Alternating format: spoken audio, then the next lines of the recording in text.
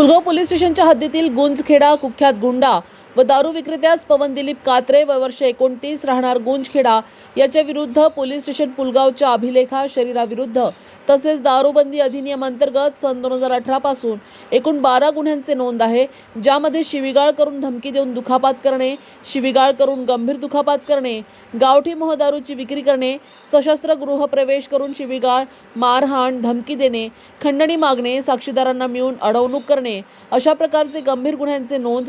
तो सातत्याने गुन्हे करण्याची सवय गुन्हेगारी होत असून संपूर्ण गुन्ह्याची न्यायप्रविष्ट असल्याकारणाने मागे 7 वर्षापासून सुव्यवस्था भंग होऊ नये व सामान्य जीवन जनतेचे विस्कळीत झाल्या कारणाने भारतीय न्याय संहिता अंतर्गत प्रतिबंधात्मक कारवाई करण्यात आली होती, परंतु अशा प्रतिबंधक कारवाई सुद्धा तो जुमानत नसल्याचा आया घालण्यासाठी अधिनियम 1981 ते 2015 अन्वये स्थानबद्ध करण्याकरिता जिल्हाधिकारी वर्धा यांनी पोलीस अधीक्षक सौरभ अग्रवाल वर्धा यांच्या मार्फतीने सादर केलेला होता.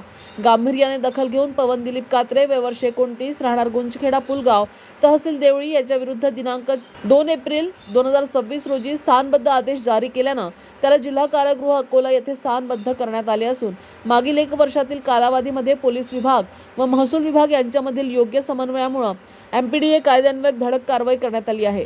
सदरची कारवाई पोलीस अधीक्षक सावर बागरवाल, अपर पोलीस अधीक्षक सदाशिव वाघमारे, उपविभागीय अधिकारी पुलगाव वंदना कारखिले, पोलीस निरीक्षक यशवंत सोलसे, PSI रोशन खांडेकर व त्यांच्या टीमने केली. न्यूज एक्सप्रेस करिता संतोष देशमुख, वर्धा.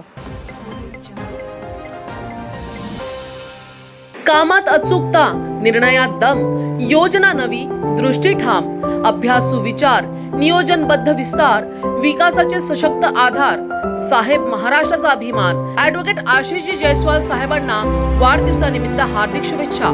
शुभेच्छुक बिकेंद्र महाजन, नगराध्यक्ष, नगर परिषद रामटेक.